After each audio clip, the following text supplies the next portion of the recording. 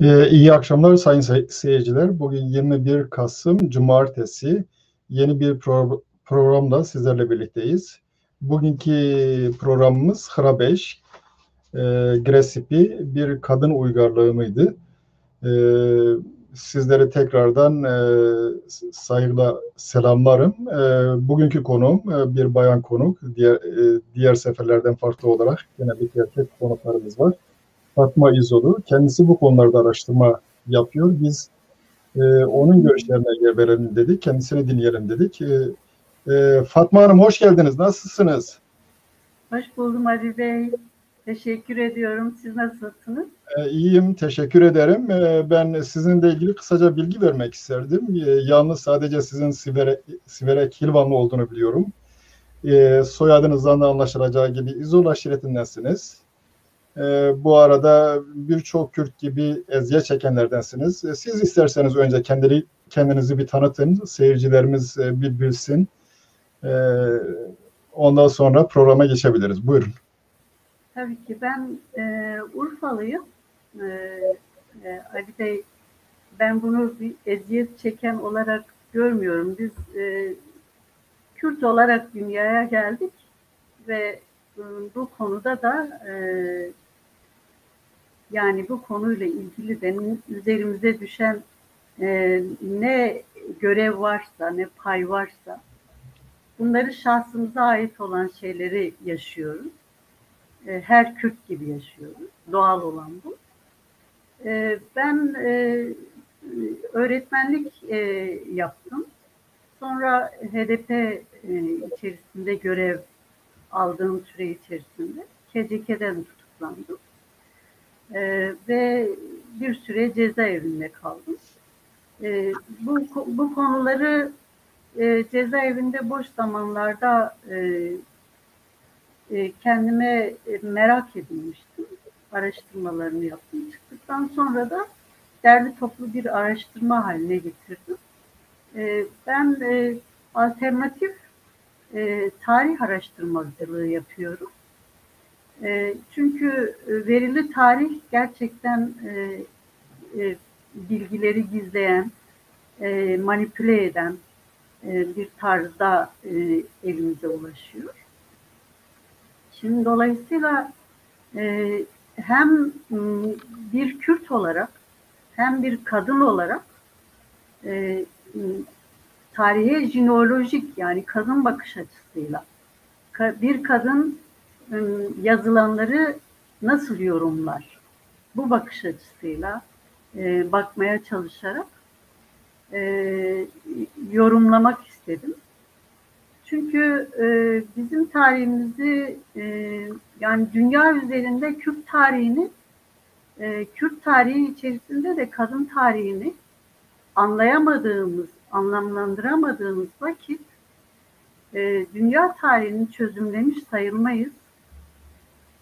Bugün bunu burada gerçekten anlamlı kılacağız bu sözlerimizi.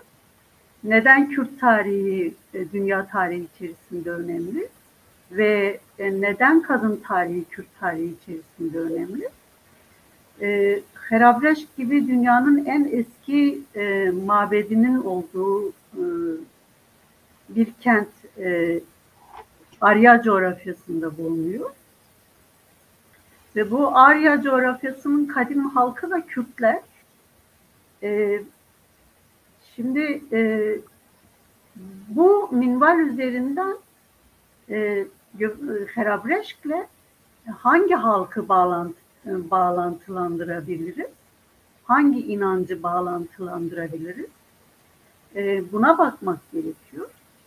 Ben Herabreşk'le ilgili yapılan araştırmaların birçoğunu takip ediyorum. Ancak Kürt tarihine dahil edilen bir bölümü var.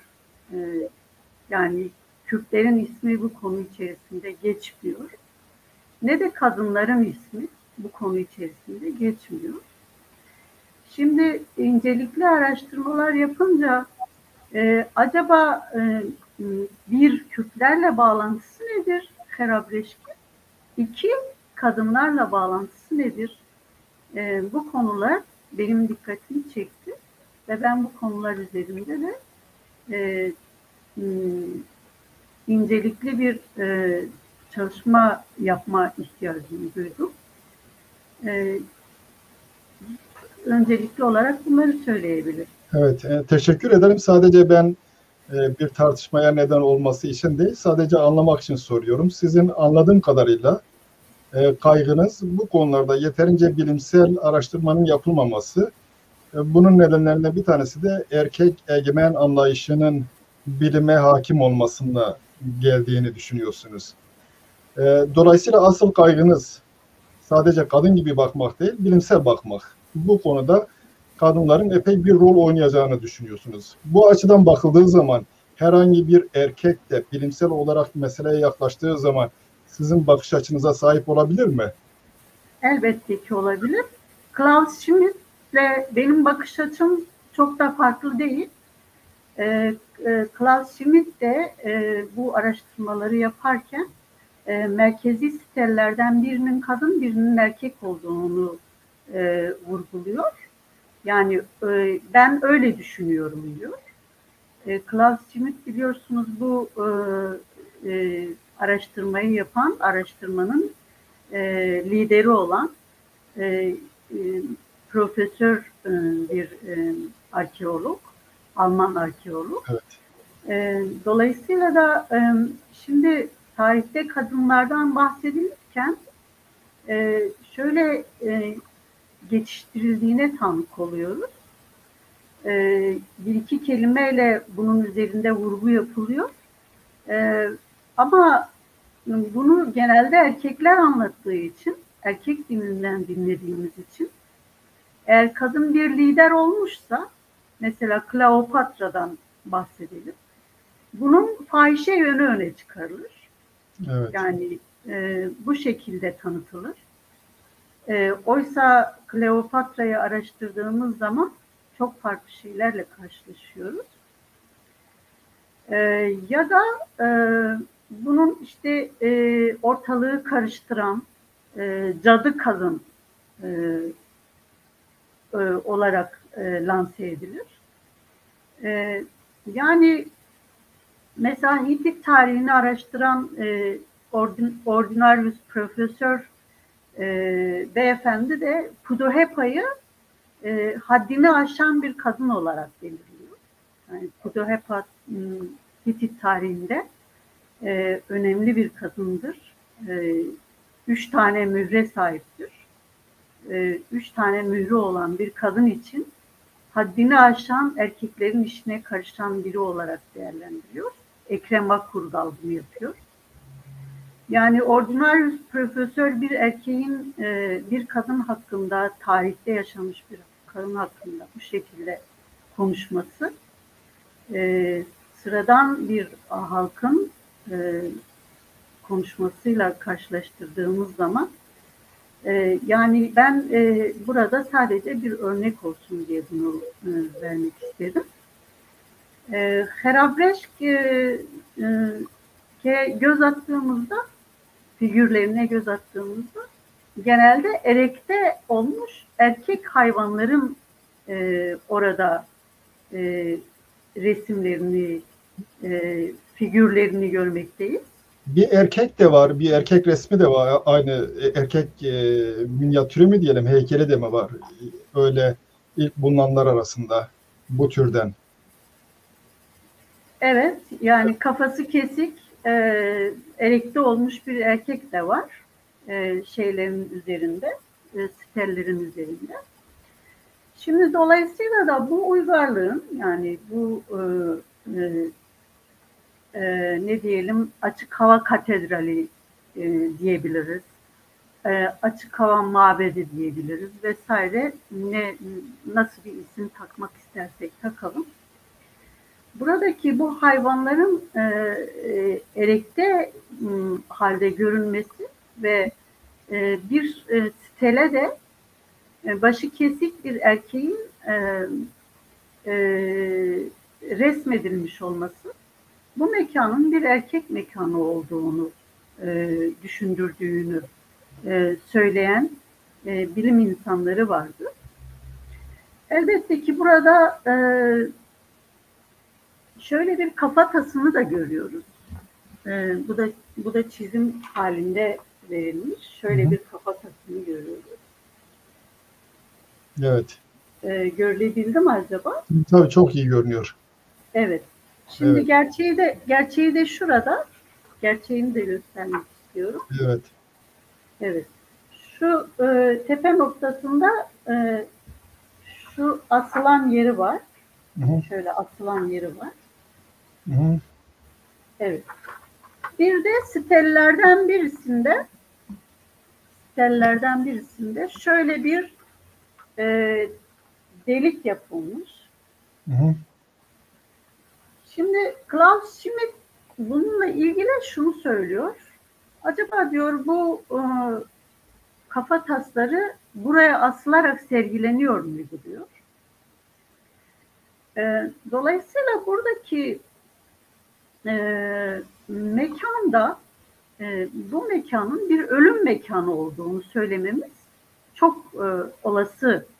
Bu kafa taslarına da baktığımızda bu mekanın bir ölüm mekanı olduğunu söylememiz çok olası.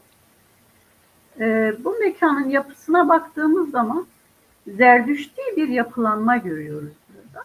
Zerdüşti bir yapılanma. Nasıl diyeceksiniz? Zerdüştlerin ölüm törenleri, yani sonuç olarak götürüldükleri yer yüksek bir dağın üzerindeki dahmaklar. Güneş gömmesi yapılır Zerdüştilikte. Bu mekanda da 12 tane seki olduğunu görüyoruz. Bu 12 sekinin her birine bir dahmak sekisi olarak düşünmemiz mümkün. Burada erkeklerin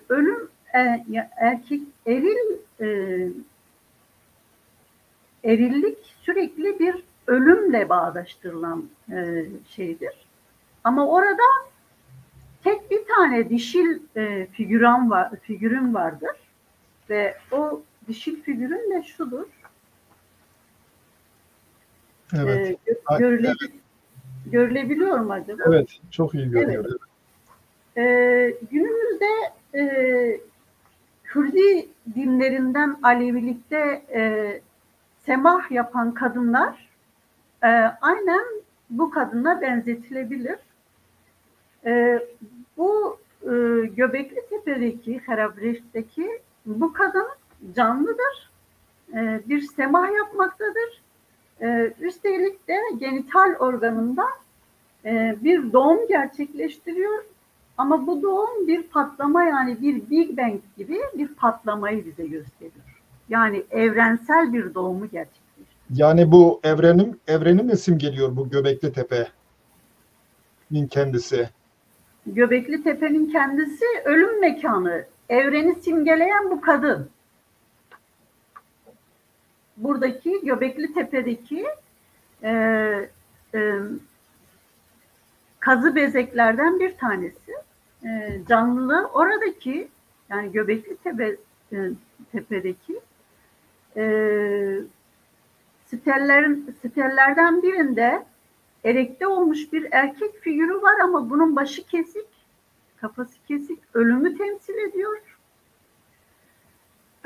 Ancak buradaki bu kadın da yaşamı temsil ediyor.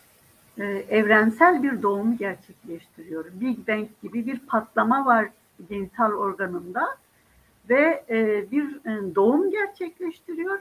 Ama burada bir insan doğurmuyor, bir patlama doğuruyor ve bu yani evrensel bir doğumu gerçekleştiriyor. Evet. Buradaki bu kadın figürü bize şunu düşündürdü. Harabreşk kadın önderlikli bir uygarlığın mekanı mıydı? Kadın önderliğinde yürütülen, kadın önderliğinde başlatılan bir uygarlığın ürünü müydü? Birkaç soru sorabilir miyim burada acaba? Şimdi Elbette. evet, ilk sormak istediğim soru şu. Yani bir bilgiyle de onu tamamlayarak 11.700 sene önce Ufak Buzul Çağı denen buzul çağının sonuna geliniyor. Ondan sonra hemen sonrasında onu izleyen dönemde Göbekli Tepe gibi bir yer kuruluyor. Göbekli Tepe için bir kült merkezi deniliyor. Ondan önce insanlar avcılıkla uğraşıyorlar. O dönemde de avcılıkla uğraşıyorlar. Diyorlar topluluk yerleşime geçmemiş ama bir kült merkezi inşa etme düşüncesi ortaya çıkıyor. Neden o dönemde ortaya çıktı? Acaba kuraklık, iklim koşulları değişti mi? Bu buzul çağının sona ermesiyle birlikte. Bunlar neden özellikle o bölgeyi böylesi bir kült merkezi olarak seçtiler? Bu dini bir düşünce mi yoksa herhangi başka bir şey mi? Yani Klaus Schmidt'in düşüncelerine göre dini bir mekan, bir Evet, mabet.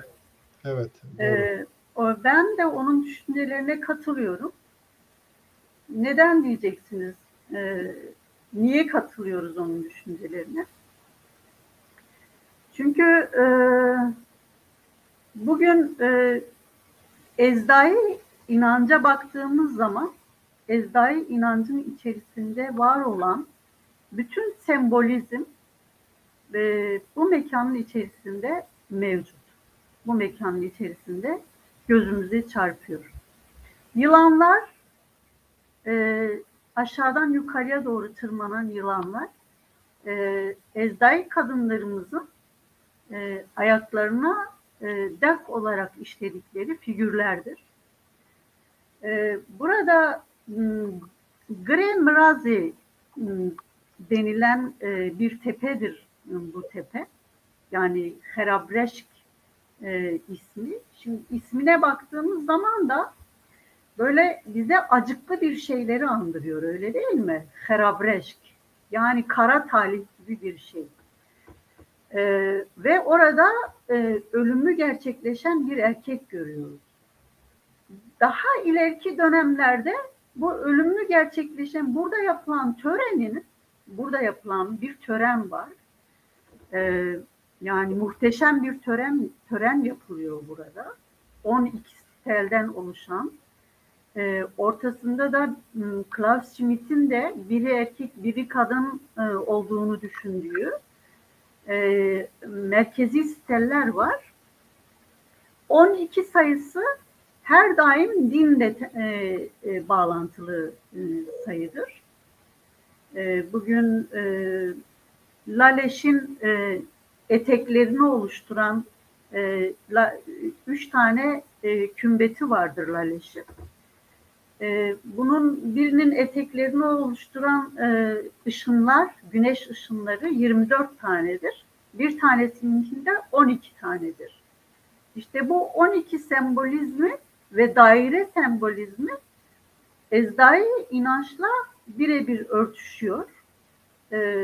Örtüşen tarafı var. Yani burası dini bir mekandır. Evet, burası dini bir mekandır. Şimdi siz Nuh'tan önce mi, Nuh'tan sonra mı meselesiyle ilgili bir şey sormuştunuz. Ona Yo, ben yanıt konuşmadan önce söyledim de o ayrı bir şeydi. Çünkü buzul Hayır, ben çağında ona da yanıt vermek isterim. İzin bu verirseniz eğer. şöyle bir hikaye. Buzul çağı yani eski İran mitolojisinde Bundahizm'de falan da geçer bir dizi şeyde.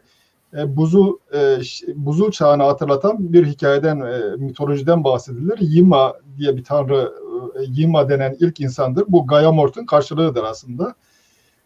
İşte tanrı her şeyi hazırla, kar fırtınası olacak falan diyor. Ondan sonra o da bütün hayvanları, her şeyi alıyor. Dağın altında, buzun altında var denen bir yeri inşa ediyor. Var bizde biliyorsun yer mekan anlamına geliyor. Bu ilginçtir tabii. Daha sonra bu Adam ile Eva meselesinde yeniden Nuh meselesinde yeniden vuku buluyor. Yani daha sonraki tarihlerde. Böyle bir devamlılık var. Buyurun siz devam edebilirsiniz. Evet, aynen. Ezdai tarihi iyi araştıran yazarlardan bir tanesi Andrew Collins. Kitabında ilginç bir not düşüyor. çok küçük bir not ama benim çok dikkatimi çekti. Çok önemli bir not. Diyor ki Hazreti Havva çocuklarını topluyor ve diyor başımıza gelecek bir felaket öncesi daha sonraki insanlara kalması için bizim yaşama geleneklerimizi, zaten Ezrailler bizim inanç deyin, din demeyin diyorlar. Bizim yani Hazreti Havva çocuklarına diyor ki bizim inancımızı taşlara işleyin ki bizden sonraki insanlar bu inancı yeniden hatırlasınlar diyor. Andrew Collis bunu kitabında yazıyor. Ben bunu elbette ki notlarım arasında kitabında kaynak ben de var gösterdim. Andre Colin ve ben o size gönderdiğim bir çalışmamda da Yezidilerle ilgili ona yer vermişim o yüzden evet. Yalnız Andre Colin'de tabii parantez içerisinde çok iyi bilgiler olmasına rağmen bazen bizim bilim dilinde pseudo tarih dediğimiz şeyler de var. Böyle bazen hayal falan şeyler karıştıran durumlar da var. Onları ayırmak şartıyla iyi bir kitap.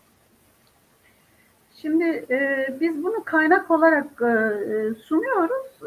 Yani bu yerin Nuh öncesi yapılmış olma olasılığı vardır. Neden diye soracak olursanız bundan 300 yıl sonra yapılmış olan yapılardan bir tanesi yine Urfa'da açığa çıkarılan Karahantepe'dir. Karahantepe de Herabreş gibi stellerden oluşuyor. Steller var orada. 12 sayısından oluşan, ortasında iki merkezi stellin olduğu. Şimdi Herabreş'teki yapı daha bilgece yapılmış olmasına karşın, yani daha ustalıklı yapılmış olmasına karşın, kendisinden 300 yıl sonra yapılan Karahantepe'nin biraz daha çırak kişiler tarafından yapıldığı gözlemleniyor. Dolayısıyla da Herabreşk'in daha uzman kadrolar tarafından inşa edildiğini, Karahantepe'nin daha az bilgi olan çırak kişiler tarafından yapıldığını söylemek mümkün. Acaba bu süreç içerisinde şey gerçekleşmiş olabilir mi? Yani tufan gerçekleşmiş olabilir mi?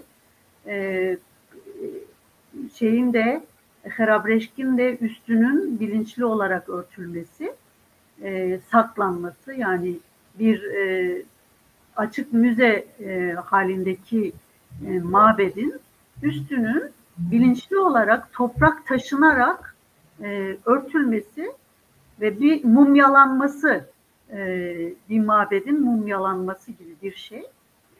Dolayısıyla bize bunu düşündürüyor. Bugün mesela Herabreşk bir inanç merkezi miydi diye sordunuz. Klaus Schmidt inanç merkezi olduğunu tahmin ettiğini söylüyor ve buna örnekler gösteriyor. Diyor ki İngiltere'deki Stonehenge'i buna benzetebiliriz diyor. Birçok örnekler veriyor buna. Herabreş gibi yapılanmalarla karşı karşıya kalıyoruz. Yani o dönemin belki de haccı, belki de Vatikan'ı Herabreşk'ti. Hani o dönem ne kadar insan vardı, insan sayısı ne kadardı? Evet, çok önemli tabii. Bunlar çok önemli.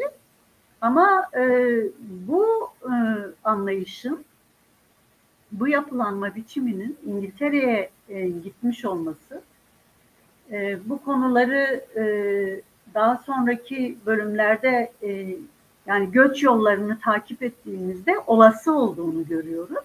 Göç yollarını takip ettiğimiz zaman bunun mümkün olduğunu gözlemleyebiliyoruz. Şimdi bu esas konuya gelecek olursak, yani Herabreşk bir kadın uygarlığı mıdır sorusuna gelecek olursak, şimdi Herabreşk'te ben şunu göstermek istiyorum. Stellerde yırtıcı hayvanları görüyoruz tellerin başında. Görülebildi mi acaba? Evet, evet, iyi görünüyor. Çok evet. güzel. Şimdi bu yırtıcı hayvanlar bize bir mesaj veriyor. Bu stellerin cinsiyeti hakkında bize bir mesaj veriyor. Nasıl bir mesaj verebilir bize? Hemen ondan sonraki uygarlıklara baktığımızda Çatalhöyük'te ana tanrıçanın kolunun altında bu yırtıcı hayvanları görüyoruz.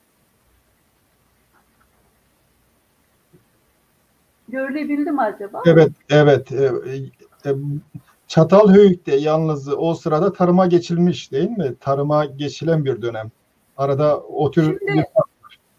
Şimdi bizim Herabreşk'i anlayabilmemiz için tarih şeridi üzerinde bir ileriye bir geriye gitmemiz gerekiyor. Stellerin üzerindeki bu yırtıcı hayvanları biz Herabreşk'ten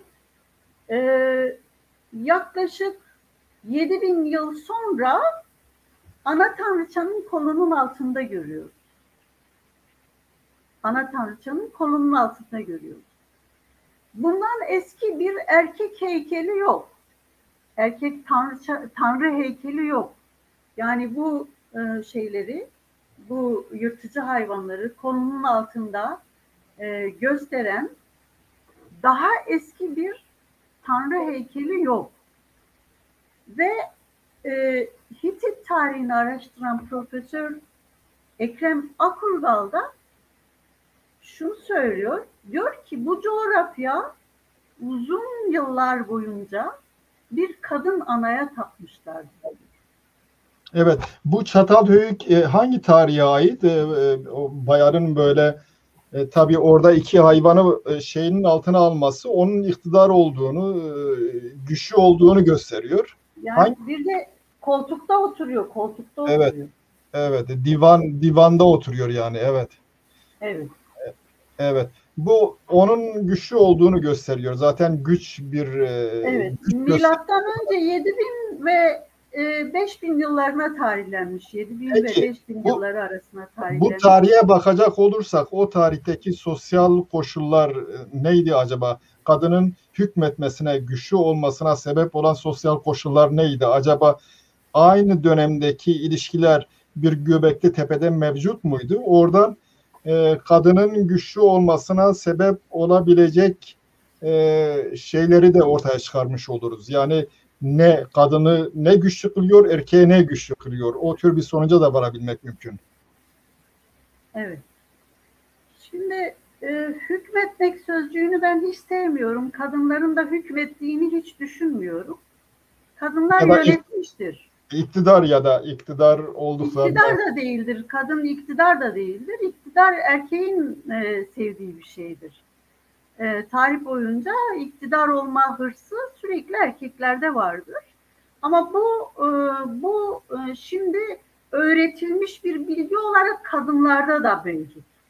Şu anda iktidar olma hırsı kadınlarda da mevcut.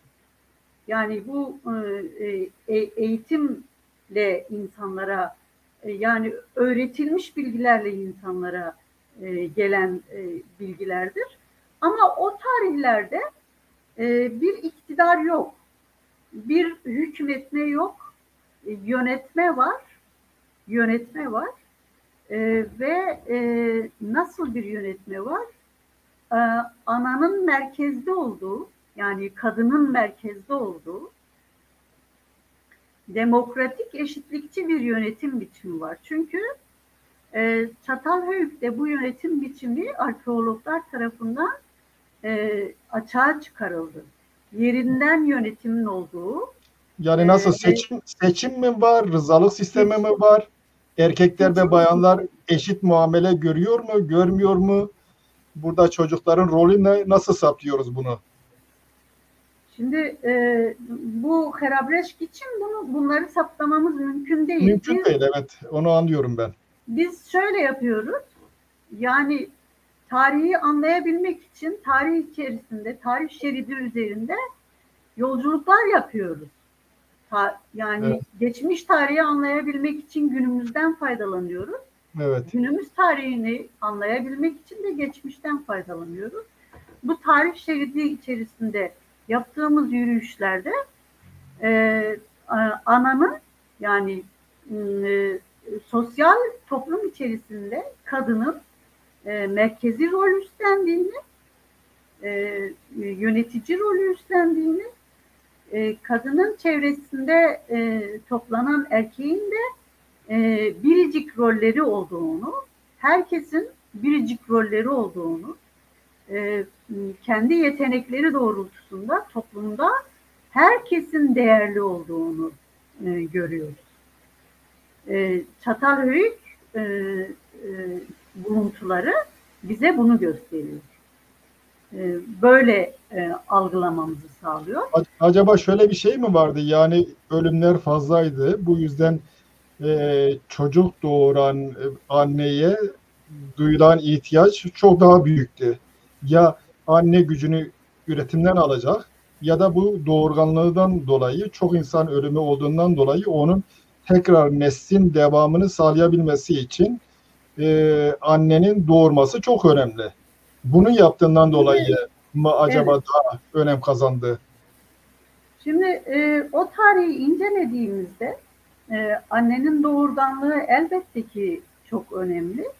Ama burada anneye ilahi bir misyon biçiliyor. Yani ilahi bir varlık misyonu biçiliyor. Ama erkekler bunu yapıyor. Erkekler niye bu düşünceye geldi? Bir sebebinin olması lazım. Erkekler bunu kabulleniyor. Güç gösterisinde bulunmuyorlar. Bir onların demek ki yararına olan bir durum söz konusu ya da onları bu işe mecbur kılan. Ama tarihe baktığımızda kadınların çok yetenekli olduklarını görüyoruz. Ezdil kavlilerine baktığımızda Ezdil kavlileri bu konuda bizim için çok ön açıcı oluyor. Kadınların yıldız bilimini, astroloji bilimini, matematik bilimini, teolojik bilimi bildiklerini ve bu bilgilere sahip olduklarını görüyoruz. Hatta mesela bu pir kadınların, yani bugün Alevilikte pirlik görevi erkeklere her ne kadar verilmişse de tarihte kadınların pir olduğunu görüyoruz. Çünkü pir sözcüğü dişil bir sözcüktür. Pir evet, sözcüğü dişil bir sözcüktür. Ve bu semavi dinler olarak nitelendirilen, benim eril dinler olarak düşündüğüm, ifade ettiğim, ortaya çıkmadan önce Hitit gömmelerinde yaşlı kadınların cenaze törenlerini düzenlediklerini, ayinleri o yaşlı kadınların yaptıklarını belgelerle görebiliyoruz. O zaman sizin sadece destekleyici bir şey söyleyeceğim. Benim bulgularımda mesela ilk pir ismi Anahita için kullanılıyor. Anahita biliyorsunuz denizler, sular ve ırmaklar tanrıçasıdır. Aynı zamanda Mitra'nın eşidir. Bu pir olarak sonra bu pir ismi kullanılıyor. Diğer erkeklere geçiyor. Hatta Hızır da bir pir oluyor. Yani dediğiniz doğru. İlk önce bayanlar için kullanılıyor pir. Ondan sonra pir oluyor. Bu bakımdan haklısınız. Acaba Göbekli Tepe'ye dönecek olursak aynı sosyoekonomik şartlar yok. Birinde tarım var, diğerinde sadece hayvancılık ve hayvancılık diyorum, avcılık var. İnsanlar ihtiyaç duyuyorlar böyle bir şeyin oluşturmaya. Belki topluluk olarak birlikte mücadele edebilmek için böyle bir şeye gerek duyuyorlar ya da bir travma yaratan bir durum söz konusu olmuş olabilir buzul çağından dolayı. Acaba orada sizin belirttiğiniz hikayenin bir şeyi var mı? Yani erkekler avcılıkla uğraşırken bayanlar daha fazla gökyüzünü izledi, astrolojiyle ilgili daha fazla bilgi sahibi oldu. Bu onlara özel bir öncelik ya da öncelik sağladı. Böyle bir şey olabilir mi? Bayanın daha fazla öne çıkmasında bu koşullarda. Yani söyledikleriniz elbette ki mümkündür. Ama şimdi toplumda şartlar eşitse, koşullar eşitse, ben biraz önce Çatalhöyük'ten örnek verdim. Herkes biricikti ve yetenekleri ölçüsünde bunlar değer görüyorlardı. Mesela bir kadın da çanak çömlek yapabiliyor, erkek de çanak çömlek yapabiliyor. Şimdi işte bizim yanıldığımız en önemli noktalardan birisi, o dönemde erkekleri savaşçı, kadınları da evcimen olarak görüyoruz. O döneme baktığımızda Amazon kadınlarının savaşçı erkek birliklerine öncülük yaptıklarını görüyoruz. Daha sonraki devirlerde biliyorum Amazon kadınları var. Neden daha sonraki devirlere bizi hapsetme, yani bütün erkek bilim insanları, özür diliyorum, bütün erkek bilim insanları daha sonradan kadınların Amazon olduklarını düşünüyorum. Daha önceden olmadıklarına dair elinizde bir veri var mı? Ama ben şöyle düşünüyorum, mesela avcılık yapıyorsun, hızlı koşacaksın, değil mi? Bayanın hızlı koşmasını engelleyen nedenler var. Ya da fiziki olarak... Nedir mesela nedenler? Yani bugün görüyoruz, bayanlar erkekler kadar hızlı koşamıyor. Yani bunu erkekler değiştirmedi. Bu fiziki şeylerin sonucu.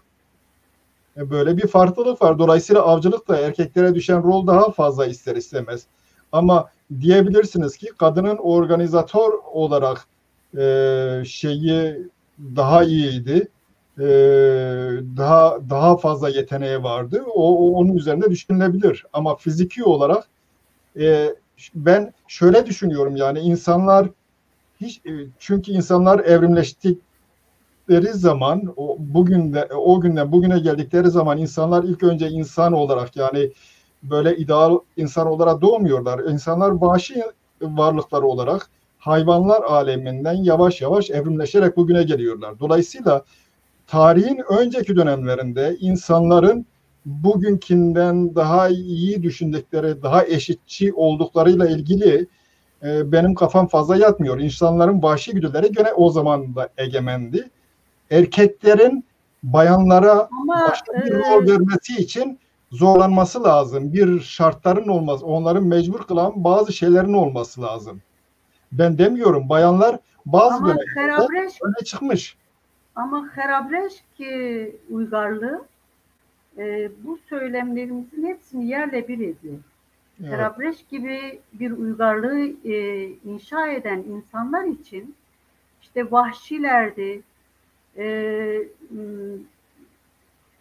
yani insan gibi yaşamayı bilmiyorlardı vesaire gibi belirlemeler bu insanlar için büyük haksızlık olacaktır. Yok, tarihte belgitler var ondan öncesinde.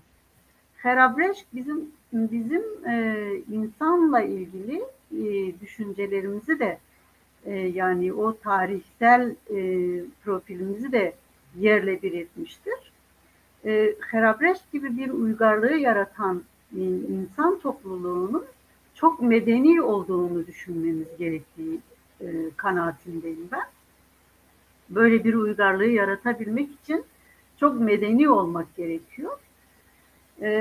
Yani o dönemlerde evet, o dönemlerle birlikte yerleşim yerleri de tespit ediliyor.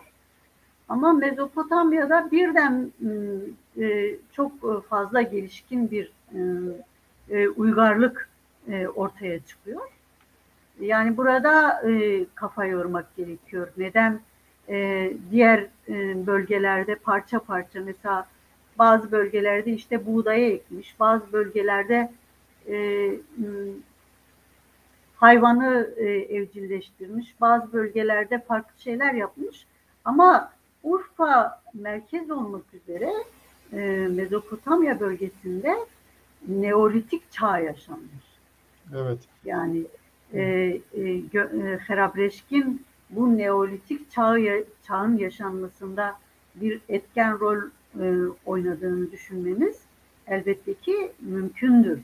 Yani burada bu yapılanma bize bunu gösteriyor. Evet. Biz bunu bu şekilde anlamlandırmalıyız. Ben Yani düzelteyim bakınız, kendimi. Fatma Hanım, ben düzelteyim kendimi. Yani tarihte gelgitler var elbette. Muhakkak Göbekli Tepe Harableş örneği bir medeniyet örneğidir. İnsanlar medeniyet olduğunu nereden anlıyoruz? İnsanlar birlikte çatışmadan birlikte çalışma ve bir şey inşa etme yolunu seçiyorlar. Medeniyetin ölçüsü o. Ama daha önceki dönemlerde bu insanların çatışmadığı anlamına gelmiyor. İnsanların vahşi hayat yaşadıkları da söz konusudur. Bir şeyler bunları mecbur etmiş böyle davranmaya. Fakat o dönemde medeni olan insanlar başka bir dönemde bakıyorsun. Birbirlerine yüzler, binlerce insan öldürmüş. Yani genel trend bakımından insanlara baktığımız zaman insanları fazla insancıl görmüyoruz. Birbirinin haklarına müdahale eden, birbirini öldüren, böyle aslında vahşi güdüleri olan bir tür hayvan da olarak görüyoruz. Belirli dönemlerde bu öne çıkıyor.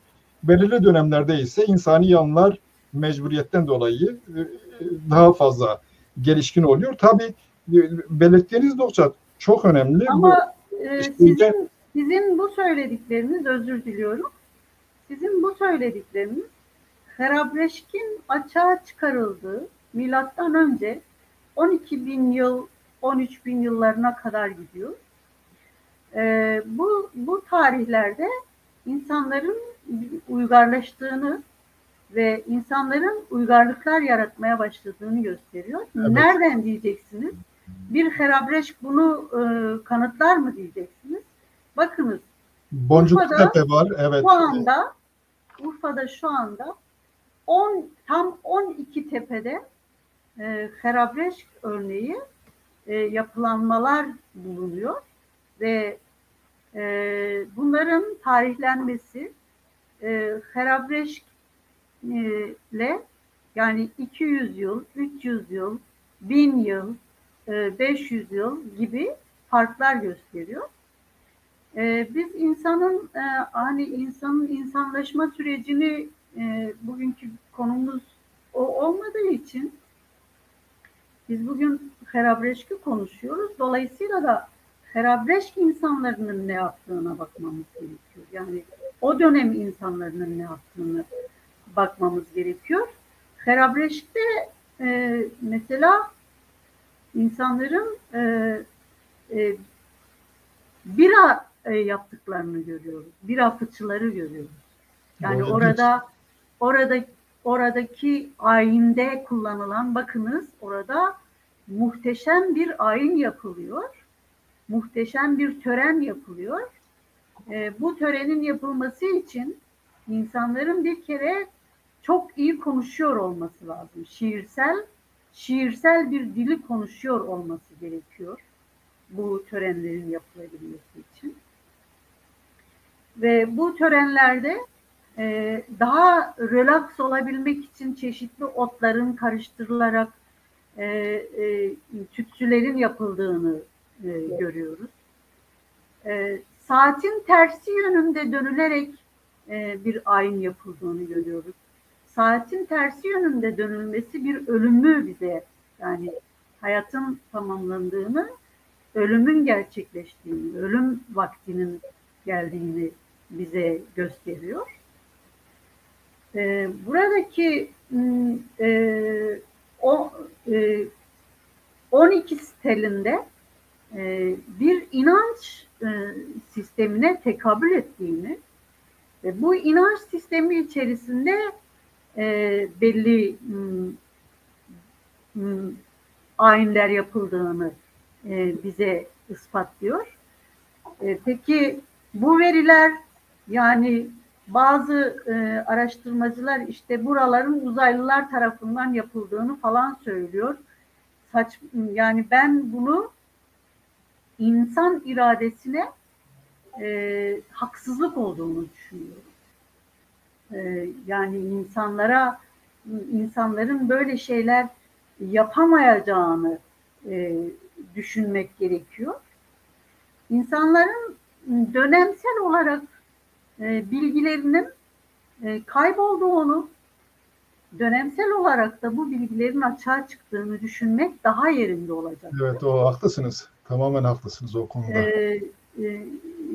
Harabreşkin de insanların kendi tarihlerini, mesela biraz önce Andrew Collins'ten bahsetmiştim. Havva Ana'nın çocuklarını toplayarak işte bizim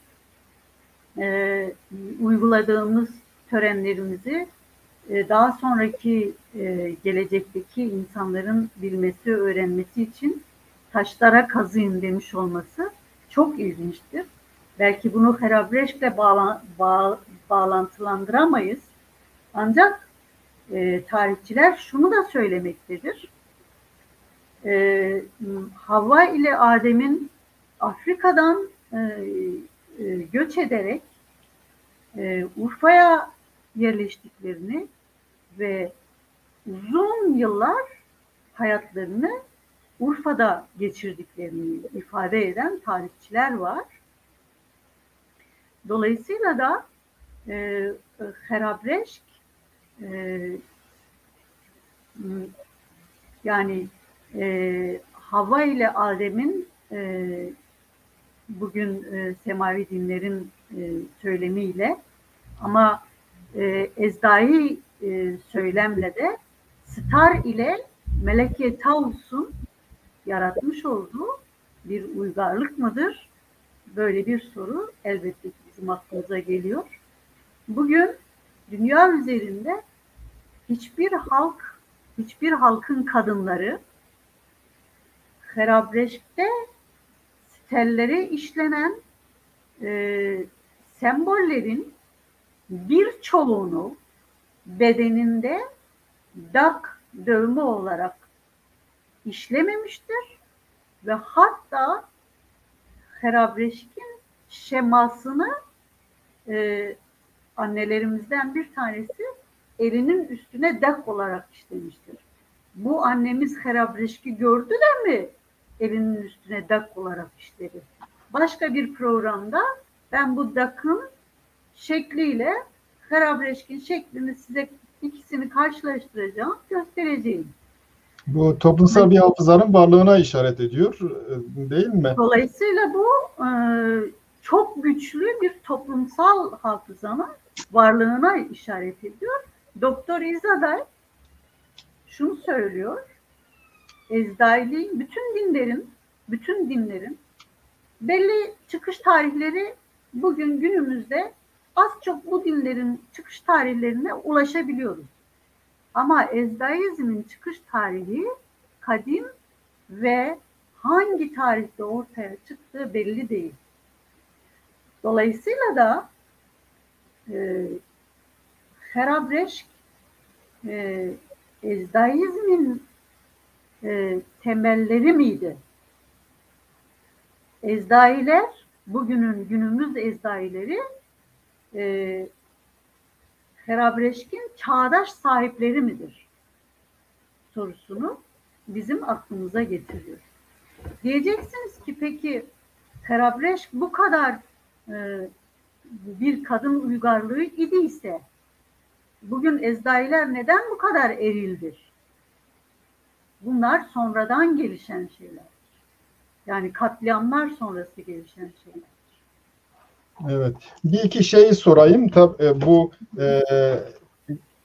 Harabreş'ten önce bölgede Boncuklu Tepe var. 300 sene öncesine ait. Hala Çemi 500 sene öncesine ait. Daha sonra da bir dizi Domuztepe, Kütüktepe bir dizi şey gelişiyor. Yani uygarlık birbirini e, devam ediyor peşi sıra.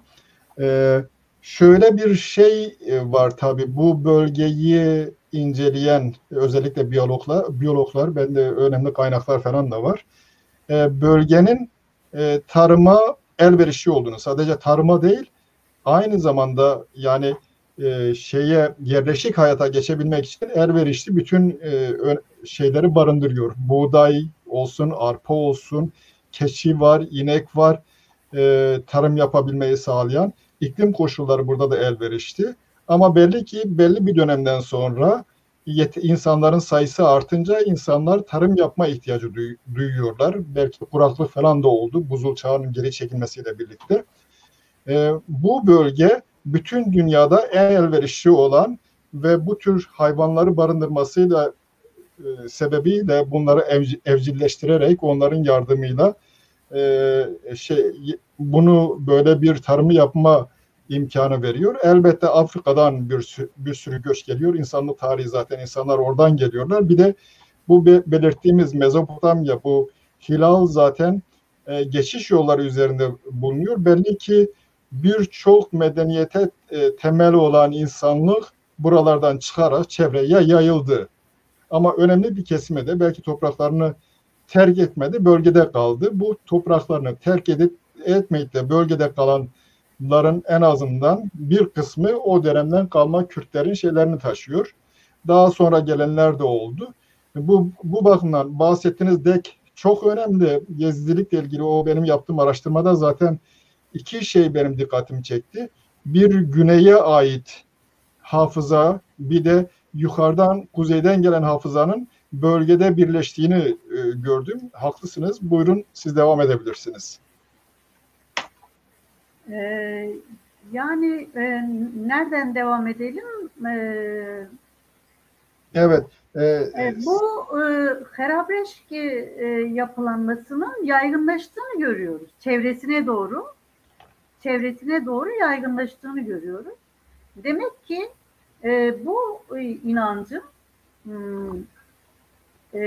bu inanca mensup olan nüfus artıyor ve çevreye yayılıyor. Çevreye yayılınca da inanç merkezlerini Harabreş bir katedral ise diğer yerlerde çıkan Harabreş benzeri Nevaliçori'de vesaire yerlerde çıkan Harabreş benzeri mabetlerin küçüldüğünü görüyoruz.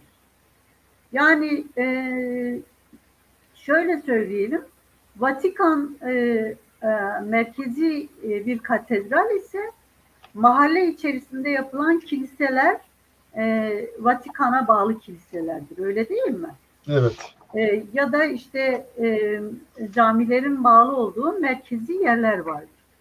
Ve biz Harabreşki merkezi katedral olarak ifadelendirirsek nüfus çoğaldıkça bu inanca mensup insanların bu katedrallerinin küçültülmüş minyatür türlerini kendi köylerinin içerisine yaptıklarını görüyoruz. Evet. Yani o dolayısıyla bizde bulunan ocaklar belki böyle bir şeye dayanıyor. Aynen evet öyle. Yani bu inanç sisteminin yayıldığını görüyoruz. Bu inanç sisteminin yayıldığını görüyoruz. Dolayısıyla Doktor Klaus Schmidt de şunu söylüyor. Diyor ki bu mabedin çok uzun yıllar emek verilerek yapıldığını söylememiz mümkün. Ancak daha uzun yıllar tapınmak için buranın ziyaret edildiğini söylememiz de gerekir diyor. Yani onun sözcükleri tam olarak değil ama bu anlamda, bu minvalde söylüyor. Yani uzun yıllar bir tapınım yeri olarak kullanılmış ve merkezdeki iki sitelden birinin kadın, birinin erkek olduğunu düşündüren nüveler var diyor. Çünkü kadınlardan birisi şöyle yani ellerini şu şekilde göbeğine götürmüş. Bugün biz aynı duruş şeklini yine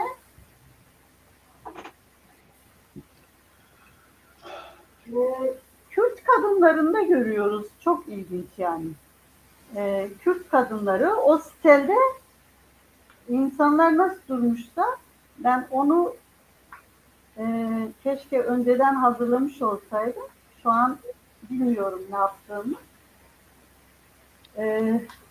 Onu şunla ilişkilendirenler de var. Yani o iki insanın karşı karşıya dikilmiş olması hem eşitlikçi toplumu hem de birlikte çalışmak gerektiğiyle ilgili düşünceyi yaymaya hizmet için kullanıldığını söylüyor. Acaba doğru mu bu?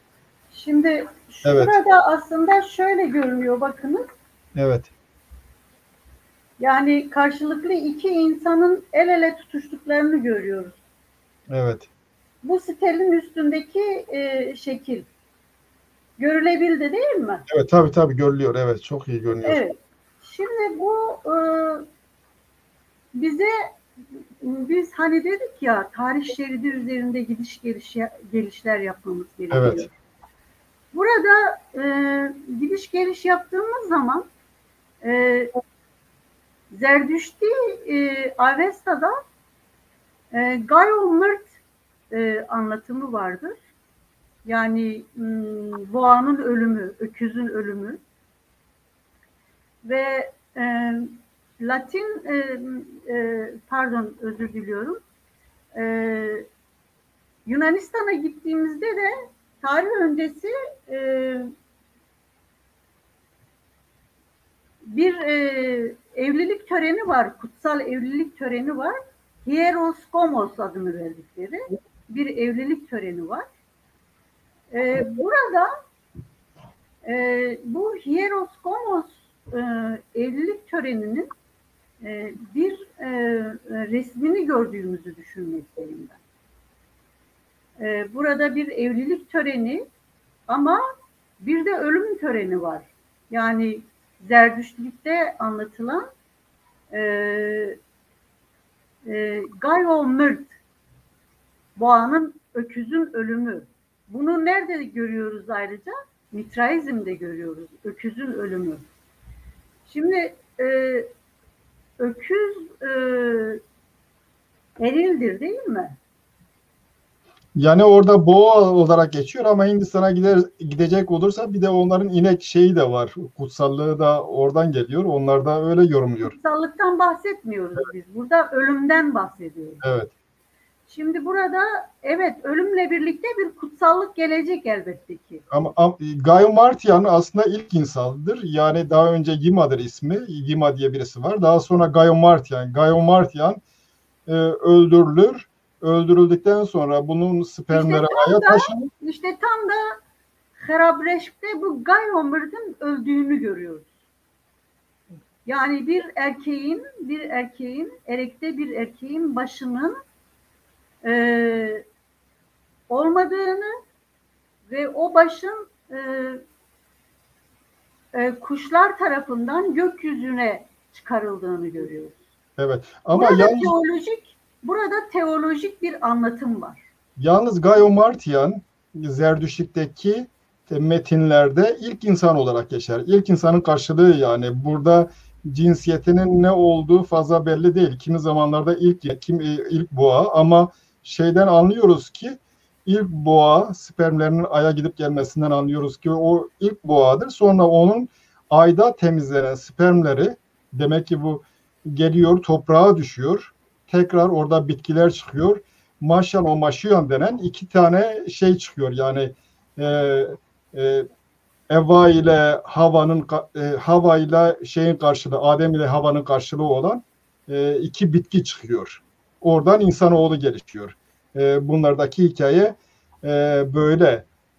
İlk insan dolayısıyla. İlk insan olunca biraz resim değişiyor yalnız.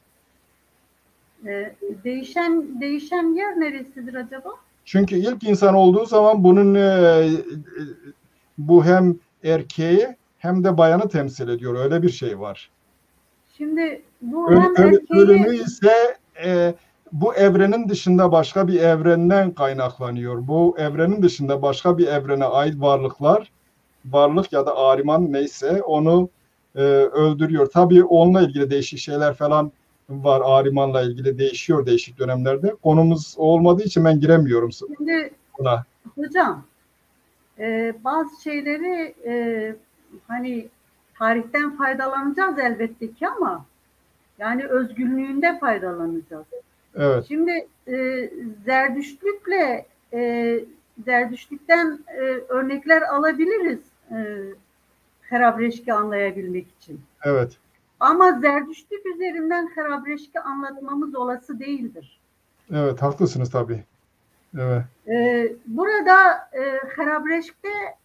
Harabreşk'te gözle görülen, elle tutulan yani taşların üzerine işlenmiş bir figürden biz bahsediyoruz.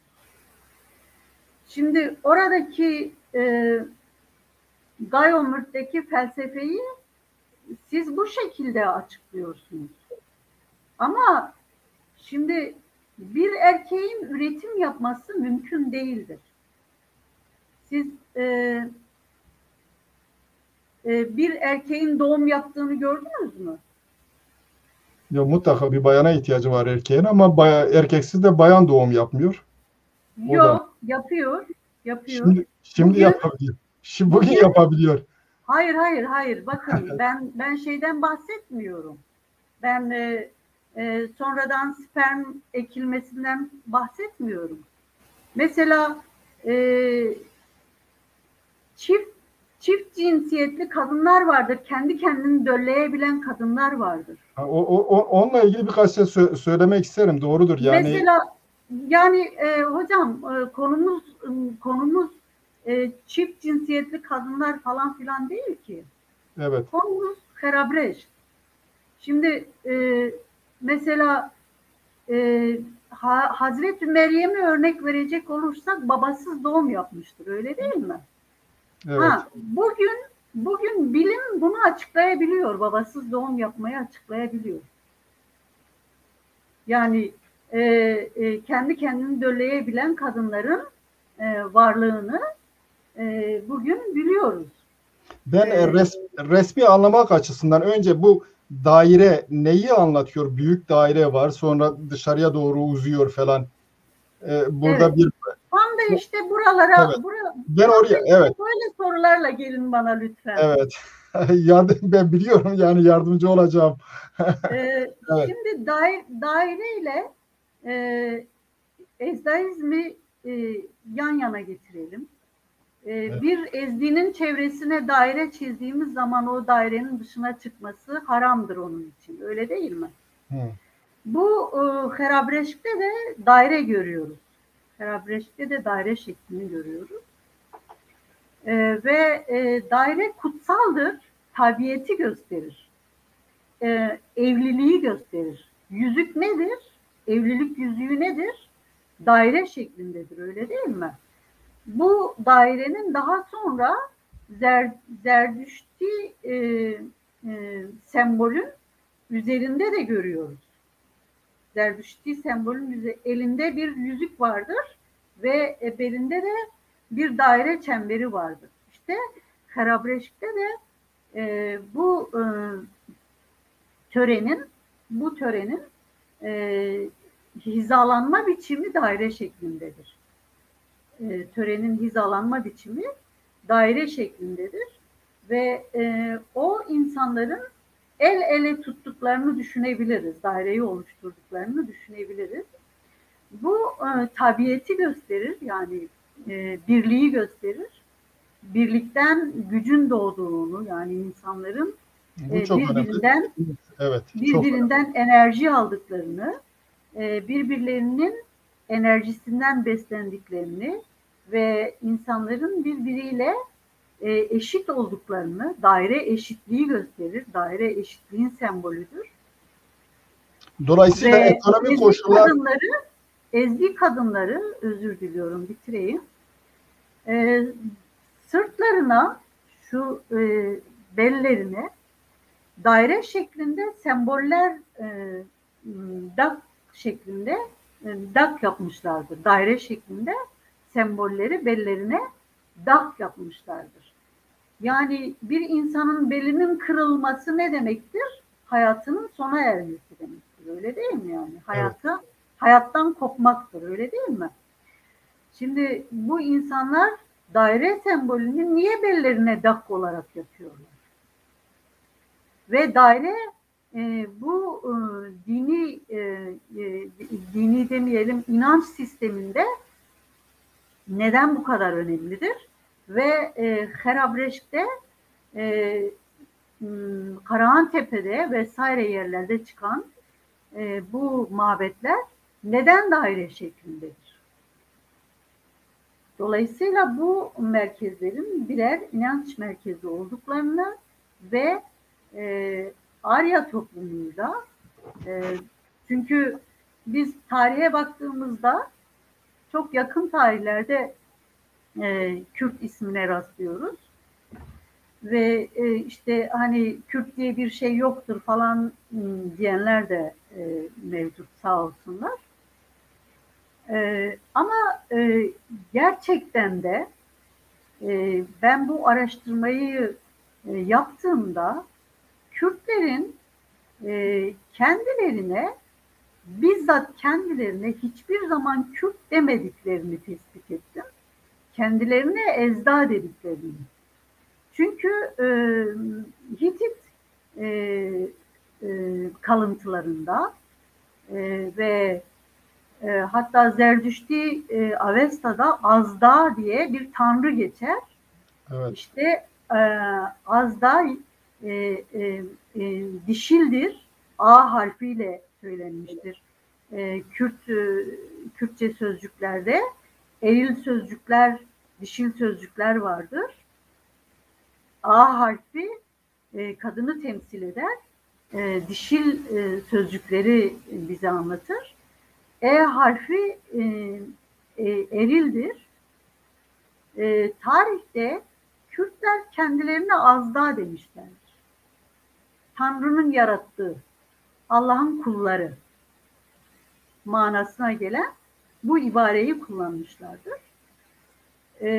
Kürtler savaşlarda çok büyük kahramanlıklar gösterdikleri için ve bu savaşlara da hort olan insanları sürdükleri için, savaşlarda gençlerin savaştığı için ve Kürtler de gençlerine hort dedikleri için komşu devletler, komşu halklar Kürtlere hort anlamında Kürt sözcüğünü takmış olabilirler diye düşünmek hiç de mantıksız olmayacaktır. Ancak Kürtler tarihte kendilerine hiçbir zaman Kürt dememişlerdir. Kendilerine Azda demişlerdir. Ezda demişlerdir.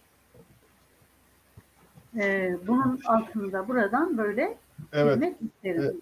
Evet, ben bu arada izleyen seyirciler var. Hepsine teşekkür ederim izledikleri için.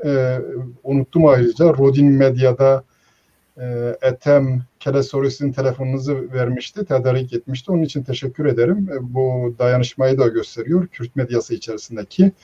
Bir de bu programa başlamadan önce, ben kendisiyle gerçek inançlar üzerine program yapmıştım. Başlamadan önce onun yaptığı, gerek sizinle yaptığı, gerekse Cemal Özçelik'le yaptığı söyleşileri izledim. Gerçi hepsini bitiremedim.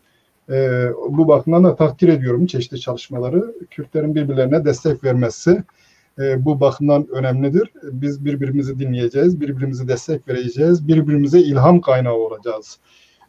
Şimdi bu Ethem Bey çok özverili bir arkadaş, sağ olsun. evet, Kendisini tebrik ediyorum. bizi izliyor burada. Çok değerli bir arkadaşım tabii. Evet. O tabii dini ben şöyle düşünüyorum, acaba yanlış düşünüyorum diye böyle daire şeklinde bir şekil var. Bu insanlar işte bir şeyleri düşünüyorlar.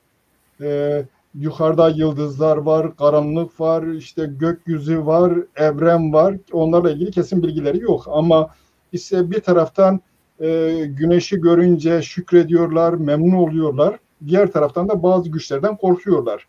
Bu her iki halde. Ben sizin çizdiğiniz bu profile katılmıyorum. Evet. Bu insanların gök bilimine sahip olduklarını düşünüyorum. Biliyorum sahipler yani ama astroloji evet, bilgilerinin olduğunu düşünüyorum. Siz eğer tarih öncesi insanlara gidiyorsanız, Neolitik öncesi insanlara gidiyorsanız ben onlarla ilgili hiçbir şey söyleyemem. Sizin söylediklerinize katılabilirim. Ancak Hrabeş'le ilgili bu tanımlama artık komik oluyor. Yani daha sonraki dönemlerde, çok daha önceki dönemlerde. Daha sonraki dönemlere birkaç bin yıl sonrasına geldiğimiz zaman biliyorsunuz devler tanrı olarak görünüyor. Devler. Gerek Zerdüşt'te olsun, gerek Hint dinlerinde olsun devler tanrıdır. Bize neyi gösteriyor? Korku ya da sevme tanrı düşüncesini tetikliyor. Ondan sonra onların dışında anlayamadıkları, her şeyini çözemedikleri bir şey var. Onun bir minyatürünü oluşturmaları lazım tapınak olarak, değil mi? Şükredecekler, tapınacaklar. Sanki onu simgeliyorlar. Çünkü bu 12 tane taşın olması, nihayet 12 gökyüzündeki 12 yıldızı temsil ediyor. Benim okuduğum şeylerde bu tür şeyler geçiyor. Onların uzayla ilgili, astrolojiyle ilgili bilgilerinin olması sonucunda bildikleri bunlar oraya koyuyorlar ve zaten belli açılardan da gökyüzündeki şemaya da uyuyor ve ona tapıyorlar. Artık şunu da bilemiyorum tabii, bu yuvarlak şekilde acaba kadın şeyi doğurduğundan dolayı, çocuk doğurganlığından dolayı şimdi bu çok evren... özür diliyorum. Bu birinci söylediğinizi bir yanıtlayayım. Evet. Ondan sonra geçersiniz. Şimdi bakınız, burada çok önemli bir yanılgı var. Evet. Yani buradaki stellere tapıldığını ben düşünmüyorum. Şimdi bugün biz camiye gidiyoruz. Camiye mi tapınıyoruz? Yani tapınma değil ama onu işte önemsiyorlar. Şimdi, bir şey. Bakınız. Neyi anlatıyor peki? Orada bir tanrılık iddiası olduğunu ben düşünmüyorum. O stellerde insanların kutsal bir varlık karşısında nizami bir duruşları var. Kutsal bir varlık karşısında nizami bir duruşları var. Bu da o insanların hada inancının olduğunu göstermekte bize. Yani sonuçta aynı şey oluyor. Şimdi stellere tapmıyorlar. Yok, ben onu zaten demiyorum. Hada önünde bir saygı duruşları var. Yok, hadayı bütün bir evren olarak görüyorlar. Zaten bütün bir evrende hada tektir. Tek olduğuna göre bunun şimdi biz bunların olmaması lazım. Özür dilerim Ali Bey, çok özür dilerim. Biz bunların hiçbirisini hikayelendiremeyiz. Biz burada gördüğümüz şekilleri yorumlayabiliriz. Evet. Şimdi sizin anlattığınız bu hikayeleri buradan çıkaramıyoruz. Ama buradan şöyle bir şey çıkarabiliyoruz. 12 tane stel var burada. Evet. Ve bu 12 stel bu 12 stelin çok hürmetkar bir duruşları var. Evet. Çok hürmetkar bir duruşları var. Bu stellerin tanrılık iddialarının olmadığını gösterir. Hürmetkar oldukları için. Kendilerinden daha büyük bir şeyin önünde, yüce bir şeyin önünde bir nizami duruş şeklinde bir duruş biçimleri var. Dolayısıyla da buradaki insanlar, yani buradaki Klaus Schmidt bu Herabrecht'teki stelleri birer birer canlı olarak düşünüyor. Evet. Yani ne diyelim, diyor ki insan değiller, insan gibi değiller ama yani dünya dışı insanlar gibi, yani üstün insanlar gibi, yani ne diyelim buna, mesela hemen çağdaşından bir örnek verelim. Alevilikte 12 imamlar vardır, öyle değil mi? 12 imamlar, işte buradaki bu 12 steli bu 12 imamlarla eşleştirecek olursak eğer, bu insanların manevi açıdan bir öğretmenlik vasıfları var. Evet. Yani benim anladığım, yani şunu tekrar, dairen bütün bir kainatı temsil ediyor. Evet. Kainatın içerisinde gökyüzünde yıldızlar var. O yıldızlarda zaten astrolojideki o şeylere denk düşüyor her birisi. Dolayısıyla onların tek tek tanrı olması şart değil, ama daha sonraki dönemlerde bunların bir kısmının tanrı seviyesine çıktığını görüyoruz. O dönemde panteizm gibi bir şey, bütün bir evreni tanrı olarak gören bir düşünce var zaten. Panteizmden sonra şeyler, çok tanrılı dinler gelişiyor. Buna öyle bir şey diyebilir miyiz? Bu panteizmi simgeliyor. Bütün bir kainatı simgeliyor. İnsanlar kainatı o şekilde temsil etmiş ve ona tapmışlar. Acaba doğru mu düşünüyorum? Ben emin değilim. Onun için soruyorum. Yani hocam, işte bu şekilde anlatımlar var elbette ki, ama Evet.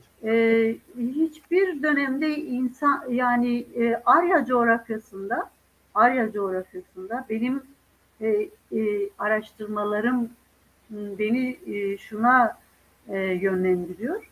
Hiçbir dönemde Arya coğrafyasında bir hayvana, bir insana, bir insanüstü varlığa tapınılmadığını, bir hadanın varlığının bilindiğini ve hadanın belki de yeryüzündeki temsilcilerinin olabileceğini ve bu temsilcilerinin de pirler, öğretmenlik vasıfları olan kişilerin olabileceğini, bizim yapmış olduğumuz araştırmalar bunları açığa çıkarıyor. Yani Arya coğrafyasında bu Herabrecht de bizim bu düşüncelerimizi destekliyor, onaylıyor. Yani Herabrecht'te mesela, hani siz hayvan evcilleştirmeden falan bahsediyorsunuz ya, Evet. insanların hayvanları evcilleştirmesinden vesaire. Ben yaptığım araştırmalarda bir süre bu coğrafyada hayvanların bilinçli olarak evcilleştirilmediklerini, hayvanların da hakları olduğunu ve bu hayvanların kendi doğasında, kendi özgürlüğünde yaşamaları için izin verildiğini ve bu stellerdeki vahşi hayvanların da bunu belgelediğini, ancak insanların bu hayvanları isterlerse yönetebildiklerini gösteriyor. Ama bunları evcilleştirmemişler. Bilinçli olarak bu hayvanları evcilleştirmemişler. Belli bir süre. Yani o dönemde insanların hayvanlardan üstün olduğu gibi bir düşüncenin izlerine Yok. rastlıyoruz. Evet. Böyle bir şey yok.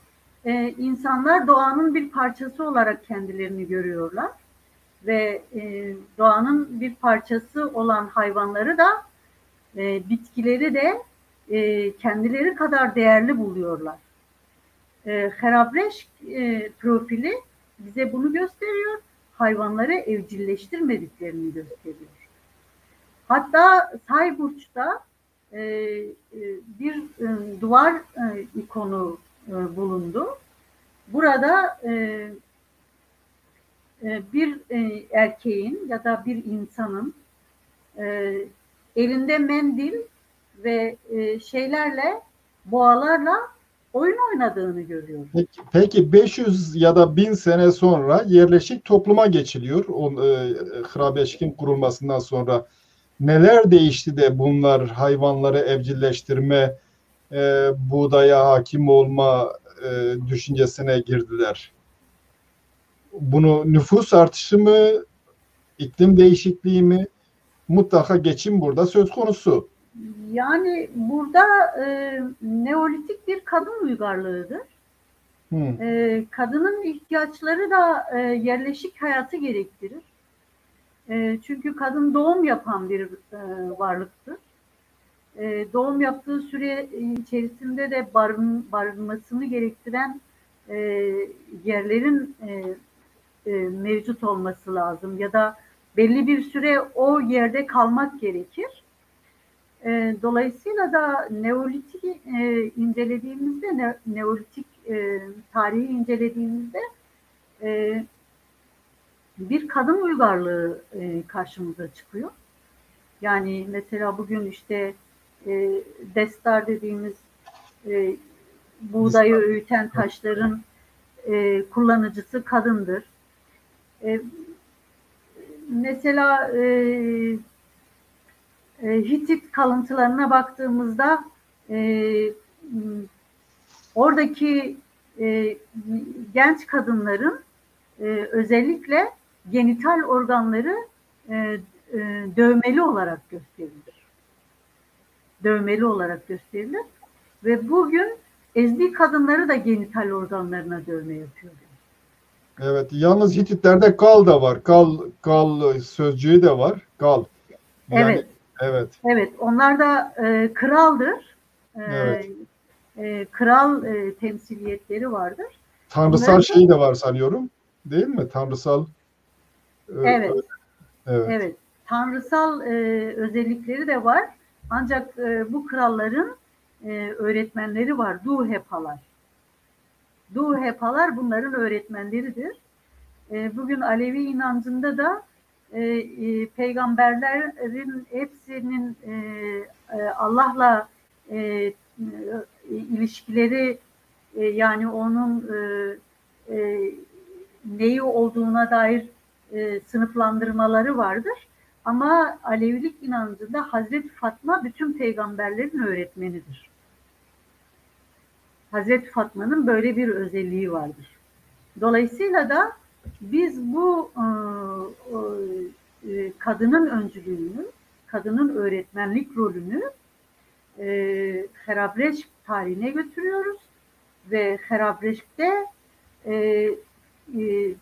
semah yapan, evrensel doğumu gerçekleştiren bu kadının öncülük rolüne dikkat çekilmesi gerekiyor. Steller üzerindeki vahşi hayvanlarında daha sonra Çatalhöyük'te çıkarılan bulgulardaki ana tanrıçanın kolunun altında ana tanrıçanın korumaları olan vahşi hayvanlar olarak ana tanrıçanın koltuğunun altında görüyoruz. Herabreşk'in sitellerindeki bu vahşi hayvanları.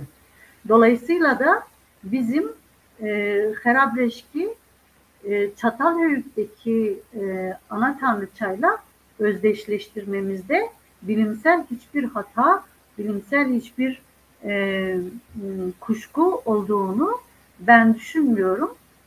Bu uygarlıktaki erekte erkeklerin ölüm mekanı olduğunu, buranın ölüm mekanı olduğunu ya da daha semavi bir açıklamayla yaşarken ölme noktasına yani fenafillah seviyesine ulaşmak için orada eğitildiklerini düşünmek mümkün.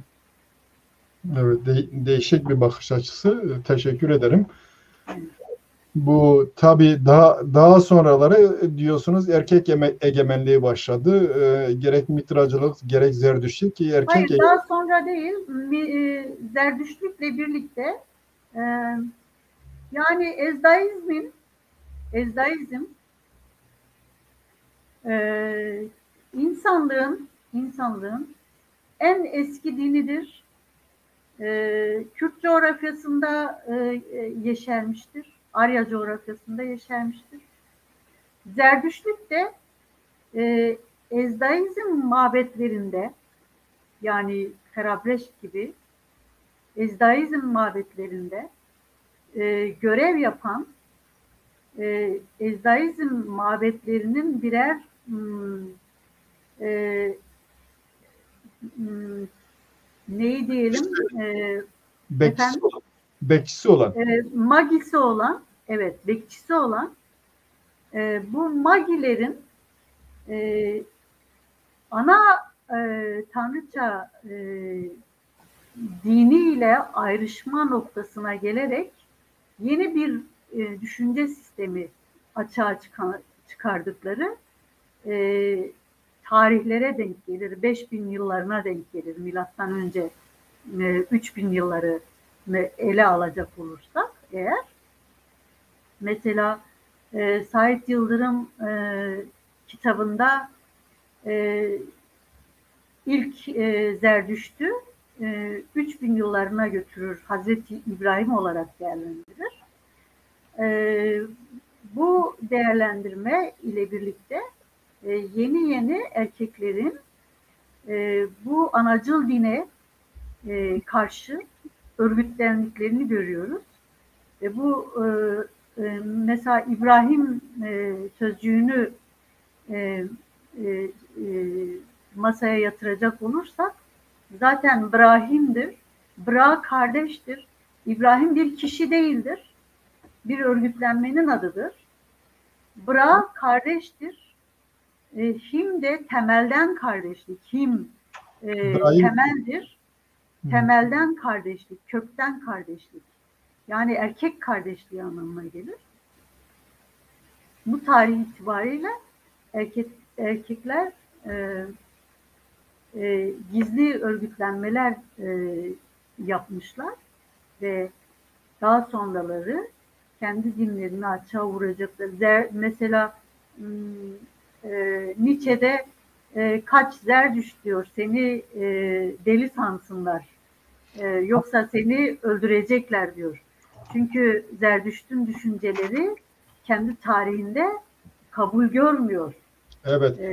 Ama şu erkekler şunu da yapabilir. Ya sadece gizli örgütlenerek kadınlara karşı bir komplo kurmak değil, kadınların sırtını sıvazlayarak böyle güzel sözler söyleyerek de iktidarlarını sürdürebilirler. Bunu da yapmışlar. Kendilerine hadım ederek erkekler kendilerine hadım ederek kadınlaşmış ve dini örgütlenmelerin içerisinde ancak bu şekliyle yer alabilmişlerdir. Pirler heyetinin içerisine kendilerini kadınlaştırarak bu heyetlerin içerisine girmişlerdir. Bunlar farklı konulardır. O zaman farklı bir soru sorayım. Çünkü bu önemli. Belki izleyicilere falan da ilgilendiriyor. Siz benden daha gençsiniz. 80 öncesinde gerekse 80 sonrasında, yani biz devrimci gençlik, bizim karşı cinslerle ilişkimiz engellendi. Bunu neye bağlamak gerekti? Hani ya daha insanca yaşam, karşı cinse karşı herhangi bir duygusu olmayan, sevgi beslemeyen bir insan acaba gerçekten iyi bir insan olabilir mi? Ya da bunun engellendiği bir toplum nasıl iyi bir, ideal bir toplum kuracak? Problem yok mu burada acaba? Vallahi benim mensup olduğum hiçbir örgütlenme bize böyle bir yasak koymadığı için ben bilmiyorum. Bizim generasyonda hepsinde vardı. Hepsinde vardı. Sizin jenerasyonunuzda. Liderler hariç. Liderler hariç. Bizim konumuzla ne alakası vardı hocam bu sorunun? Ama ara sıra liderlere de taş atacağız. O fırsat gelmişken. Anlamadım. Evet. Bu çünkü biz kendimiz etkilendik. O yüzden bunu söylemekte yarar var. Şimdi 1 saat 30 dakikamız bitti. Zamanımız onunla sınırlı ama ben daha önce bahsettiğimiz üzere 15 dakika falan uzatabilmemiz mümkün. Sizin eklemek istediğiniz herhangi bir şey var mı? İzleyicilerin Yani Herabeş başlı başına bir kitap konusu, yani birkaç kitap konusu. Her yönüyle bugün biz bu konuyu elbette ki ele alamadık. Arkadaşlarımızın soruları varsa onları yanıtlayabiliriz. Ben şunu Ya da söyleyeyim. sizin kendi arkadaşlarınızın soruları varsa onları yanıtlayabiliriz. Ama yani benim aklıma gelen bugün bunlar Evet, sorular doğrultusunda da yine bir şeyler söyleyebiliriz elbette. evet. Ben bilmiyorum, Ethem bizi izliyor mu, izlemiyor mu? Çünkü Harabeş'le ilgili gerek sizinle 2 program yaptı, gerekse Cemal Özçelik'le bir program yaptı. Ben Cemal Özçelik'in kendisine ulaşamıyorum. Yani eğer mümkünse ikinizi bir programa çıkarıp karşılıklı olarak siz görüşlerini belirtseniz ya da bazı konularda tartışmış olsanız biz daha fazla bilgi sahibi olacağız. Benim için Hrabeş biraz yeni, Zerdüştük biraz daha fazla bilgi alanım içerisinde. Yezda kelimesiyle ilgili de yani epey nereden geliyor onunla ilgili de epey bilgi sahibiyim. Umarım başka bir zaman değiniriz. Herhangi bir soru var mı? Yani epeyce yorum var, bu görüyorum ben. Herhangi bir soru varsa buyurun sayın seyirciler. Herhangi bir soru sormak isteyen var mı? Murat Kan, dolayısıyla Hrabeş'te hayvanların evcilleştirilmediği teziniz tahminimce yanlış demiş. Öyle bir hayvanların evcilleştirilmesi Mezolitik dönemiyle başlayan bir olgudur hocam demiş. Tabii bilemiyorum onu neye dayandırıyor. Siz bir şey söylemek ister misiniz bu konuda? Yani şunu söylemek isterim. Bugün günümüzde hayvanların birçoğu evcilleştirilmiş olmasına rağmen evcilleştirilmemiş hayvanlar da vardır, değil mi? Evet.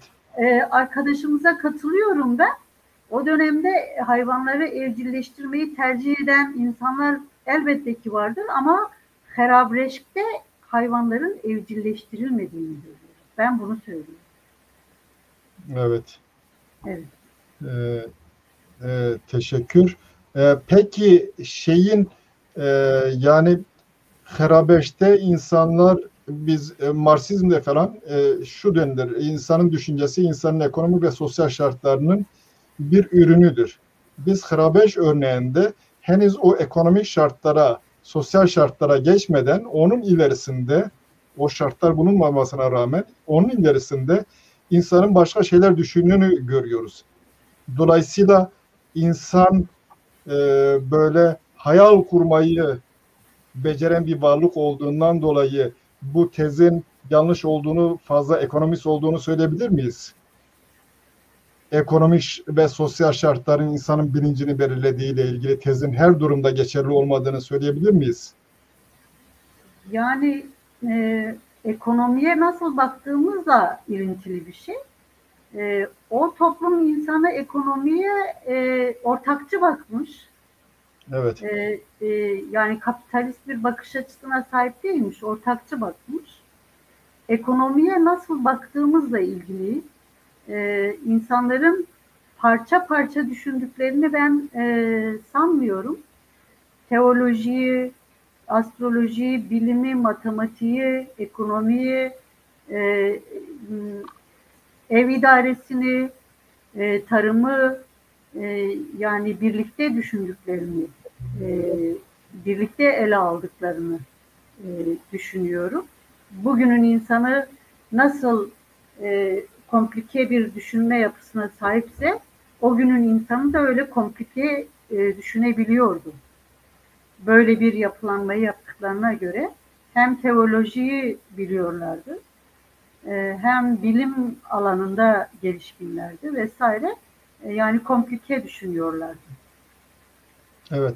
E, evet. Nuri Sınır Doktor Mardin Kerboran'da bulunan ve Harabeş'ten daha geri tarihle tanımlanan mabete ilişki var mı yok mu diye bir soru sormuş. Ben bilmiyorum tabii, benim bilgim yok. Yalnız Cemal Özçelik'ten dinledim. O bölgede daha eski bir şey olduğunu söylüyor. Mümkün yani. Boncuklu Tepe, Boncuklu Tepe, evet, Evet, öyle yerler var. evet, Yani Afrika'ya baktığımızda Afrika'da Adem'in haritası diye bir yer biliniyor. O yörenin kabileleri oraya girilmesine izin vermiyor. Onlar için kutsal bir bölge. Buranın mesela milattan önce 100 bin yıllarına kadar gittiği varsayılıyor. Elbette ki yani insanlığın başlangıç tarihi Karabreş değildi. Bugün biz en eski mabet olduğu için bizim dikkatlerimiz bu nokta üzerindedir. evet. Bir şey ekleyebilir miyim? Sadece burada konuyu genişletmeyeceğim. Ben tabii, benim genetik testlerde ben %86 İrani çıktım. Neyse, ona girmeyeceğim. Sadece bu annemle ilgili, mesela annemin gen haritasında olanların 18 bin sene önce Mezopotamya'ya, bu yani bizim bölgeye geldiklerini söylüyor. Acaba görünüyor mu böyle? Nasıl? Bu Evet, şekilde 18 evet, bin sene önce. Babam söz konusu olduğu zaman 31 bin ile 36 bin sene önce bölgeye geldiklerini söylüyor gen haritası. Dolayısıyla evet. insanlar bu tarihte bölgeye gelmişlerse, bölgede yaşamışlarsa mutlaka bir şeyler yapmışlardır. Değişik şeyler Kesinlikle, yapmışlar. kesinlikle. Sadece Evet. onu anlatmış olayım. Dicle Fırat, insanlar ilk başlarda bağışı olduğu tezi diyalektik materyalizmin bir iddiasıdır ve uydurma bir görüştür. Diğer taraftan Hrabiaşki salt bir kadın uygarlığı görmekle esas sahip olan Kürt uygarlığını göz ardı etmektir. Ben buna itiraz ediyorum. Diyalektik materyalizm mesela şeyi de der ki, anaerkil toplumun bulunduğundan Arkadaşımız bizi derinlikli dinledi mi bilemiyoruz. Biz dedik ki Herabreşk e, Herabreşk'i anlayabilmek için Çatalhöyük'ten örneklemeler aldık. Biz diyoruz ki kadın merkezli bir uygarlık. Kadın uygarlığı değil, kadın merkezli, kadının merkezde olduğu, kadının önce olduğu, kadının öğretmen olduğu bir uygarlık. Ve bu uygarlığın içerisindeki herkesin kendi yetenekleri ölçüsünde biricik olduklarını söyledik. Arkadaşımız acaba bu bölüme yetişmedi mi? yani benim bu o konudaki itirazım şu: diyalektik materyalizm işte anaerkil toplumdan bahsediyor, bilmem şeyden, değişik işte aşamalardan bahsediyor, giderek iyileşti falan. Ben tabii o görüşe katılmıyorum. Değişik yerlerde, değişik biçimlerde toplumsal gelişmeler yaşanıyor. Öyle bir hat dahilinde gelişen bir durumun olduğunu söylemiyorum. Ama Yani dünya üzerinde şu anda hala neolitriğini yaşayan topluluklar var, öyle değil mi? evet, böyle bir çizgi değil. Evet, Öyle olmuş olsa rahat olurdu. evet, Şematik bir durum söz konusu değil. Ee, evet. evet, dolayısıyla şimdi herhangi bir soru da yok. Eğer varsa son sözlerinizi alayım. Teşekkür ederim. Gelecek sefer bilmiyorum hangi konuyu ele alalım. Ben Mitraizmle ilişkiliyim daha fazla, ya da Zerdüştlik de olabilir. Öyle. Ee, Ali Bey, ben biraz yoğunum. Evet, Vaktimiz olunca tabii. yine inşallah e, Evet, birlikte bilgileniriz. oldu. Şimdi bir şey söylemek mümkün değil ama biz görüşürüz zaten. Evet. Siz Ben çok teşekkür ediyorum. Çok e, mutlu oldum.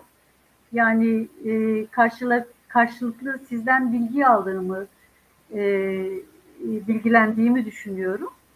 Ve bize chatte yazan arkadaşlarımıza çok teşekkür ediyorum. Gene Ethem Bey, İbrahim Sedyani Bey ve bir sürü arkadaşımız burada.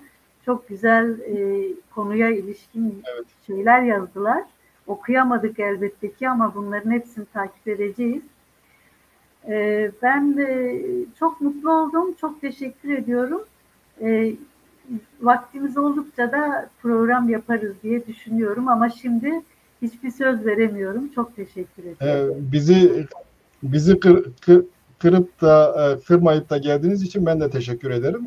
Ben sizi kırdımsa affolun. Gerçi Yok, benim görevim estağfurullah, olur mu? provoke etmek benim görevim gerçi burada. Meselenin aydınlanması için. Bu arada izleyicilere de teşekkür ederim. Siz terk etmeyin. Bu programdan sonra birkaç dakika sohbet yapabiliriz. Evet sayın seyirciler, bir programın daha sonuna geldik. Umarım yararlı olmuştur, aydınlatıcı olmuştur. İzlediğiniz için biz teşekkür ederim. İyi hafta sonları.